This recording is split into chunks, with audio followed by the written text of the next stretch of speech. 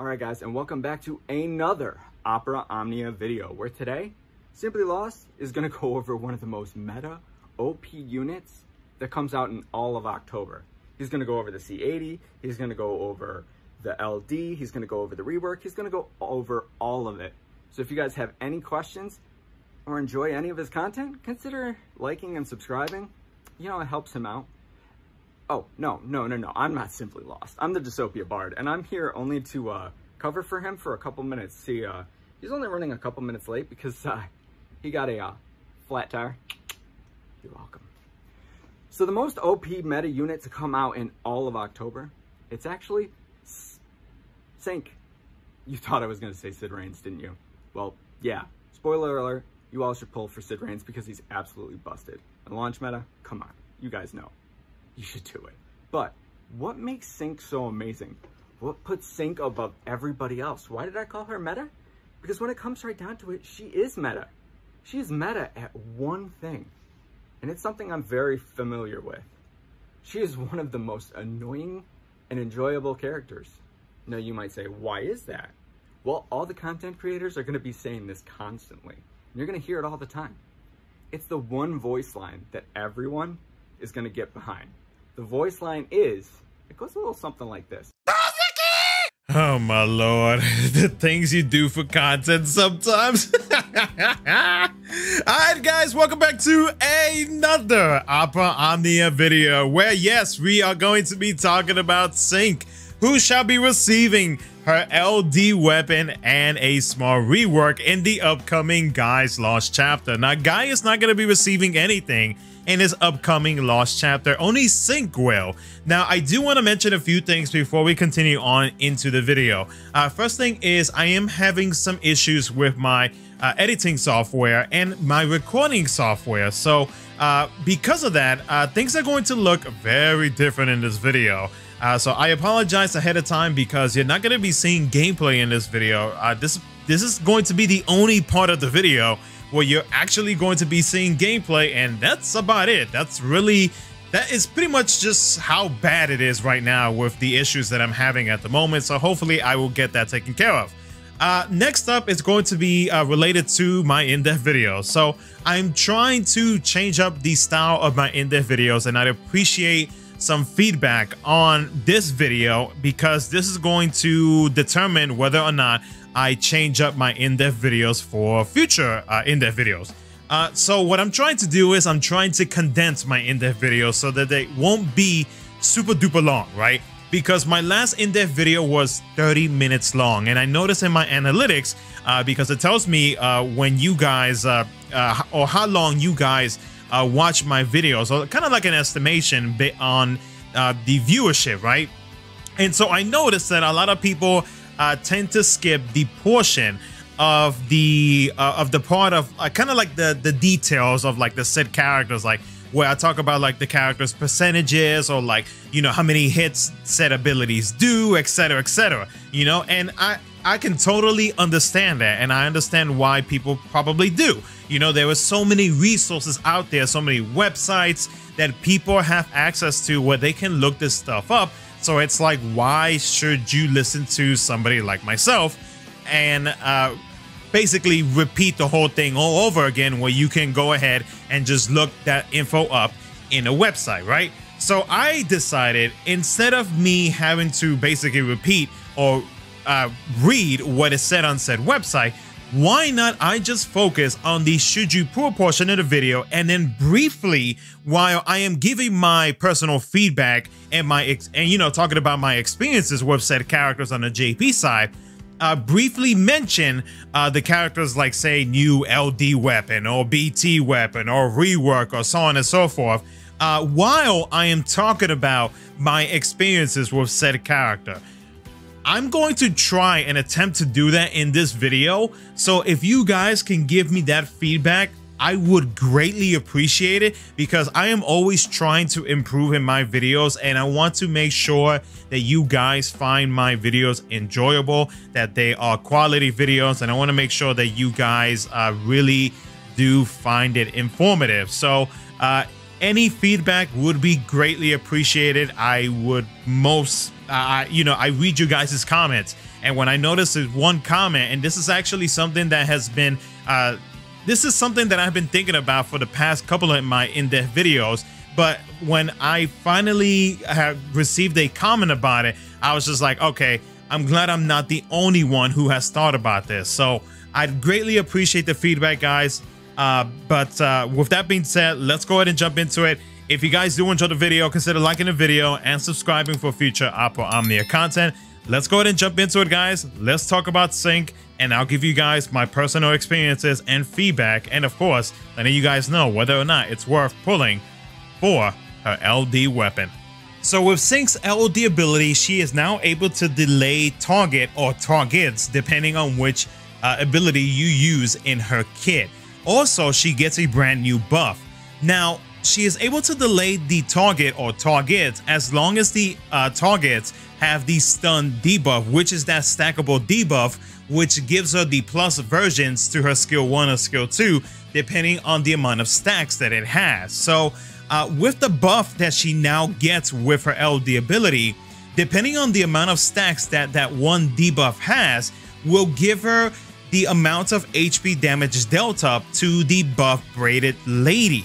So let's say, for example, if she has 3 stacks on that debuff, she will be getting a 20% HP damage delta. If that debuff has 5 stacks, then as long as she has the braided lady buff, she will be getting a 30% HP damage delta, which is nice. But overall though, like, as long as that stun debuff is on the enemy, at the minimum, she will be getting at least a 10% HP damage delta, because that stackable debuff is always at 1. So at least you know you're getting at least something out of it, as long as Cinque has that braided lady buff active. Now, with the follow-up attack, which allows you to be able to delay the enemy, you also get another debuff inflicted on the target. Now, this debuff is not an AoE debuff. It's actually a single target debuff. So you have to make sure that you choose carefully whenever you are attacking an enemy, or whichever enemy it is that you're attacking. Now, this debuff, I'll send you flying. It's actually a really strong debuff, but there is a catch to it though. It's one of those type of debuffs where whenever you attack the enemy afflicted with this debuff, it actually goes down by 1 action, and I wish it didn't do that, because like, it's such a powerful debuff, because it has a 100% defense down. The enemy is able to take a 30% HP damage taken up. So just imagine, like, if Cinque with that debuff, with the stun debuff, the stackable debuff, right? If it was at 5 stacks, that's a 30% HP damage delta, and then you have this debuff on the enemy. That right there would give you such a high damage just from Cinque alone, that it would be like a good amount of damage that Cinque will be doing. Now, don't get me wrong though, this does not only count for Cinque. This debuff that Cinque applies also works for anybody else. This I'll send you flying debuff. So if anybody else attacks it, it will go down. But they also can take advantage of this defense down that's in it, and this HP damage taken up that is inside of this one powerful debuff.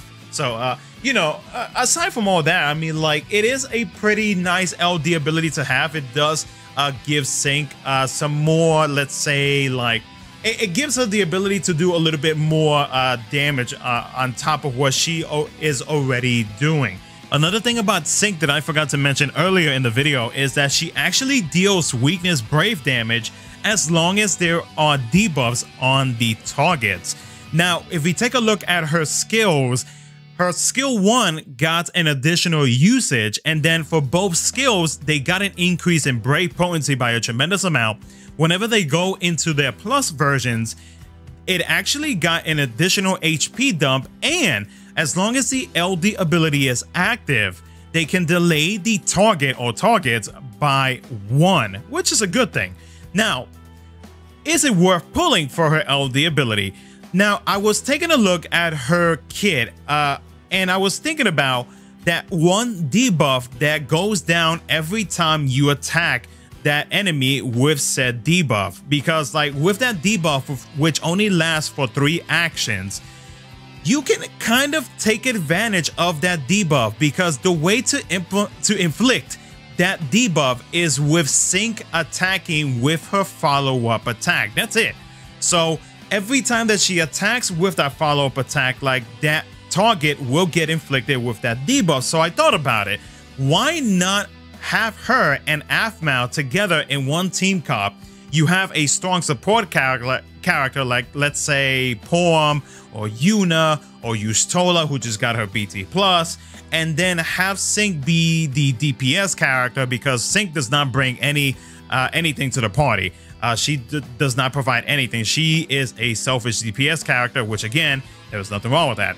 And then like let her just do all the work, while Aphmau is basically there doing her turn shenanigans, where with her LD ability, as whenever it is her turn, Cinque jumps up in the turn order and she is able to inflict that debuff onto the enemy, and then everybody else can take advantage of that until it is Aphmau's turn again, and then bloop, Cinque is right there after Aphmau's turn is order. You know, that's kind of like a team idea that you could probably take advantage of with Cinque together. But overall though, when you really think about it though, like if you were to try to put Cinque into team comps, or if you look at her kit in general, like how you would use Cinque, I feel like you would probably want to focus on like trying to get that debuff, and then trying to take advantage of that debuff as much as you can within those 3 actions that debuff is active on said enemy. So that means that she will probably be most benefit going up against 2 enemies, or even better against 1 enemy. Any more than that, I feel like she would probably do, I mean, she will be okay. But the thing is though, like if you're trying to focus on that 1 debuff, she might struggle a little bit. But overall though, I mean, the other benefit with her is the fact that she can now delay the enemy or enemies by 1 turn, which is a good thing. I mean, like it's Cinque. Her EX ability is able to launch, which is a good thing, and she does battery the party depending on I think it's based on a certain percentage of the HP damage that she deals will be the amount of battery that she provides to the party. And now having the ability to delay as well will probably make it easier, and hopefully, depending on how the turn order looks, you might be able to get 1 or maybe even 2 of your teammates to actually follow up with you in the launch sequence. So that is another benefit to having Cinque being able to delay the enemy or enemies. So is it actually worth pulling for? Like, is it necessary to have her LD ability? Like, if you're a Cinque fan, I think, in my opinion, yes, her LD ability will be worth having in her kit, just because of her ability to be able to delay and that strong debuff, even though it does go down whenever said enemy does get hit. But there are ways to be able to get around it, where you can you can like in a way like self-prepare before that debuff gets inflicted, or you can probably attack the other enemy if you are attacking with like say a single target attack, until you are ready to attack the enemy with like say an AoE move or a single target move on said enemy with that debuff. So overall though, is she really necessary to have? I would say she's not necessary, but like she is definitely a very fun character to have, and very much let's just say she is a very fun character to have. And so, she could be beneficial for future fights, especially with having that strong debuff and that extra little bit of delay in her kit.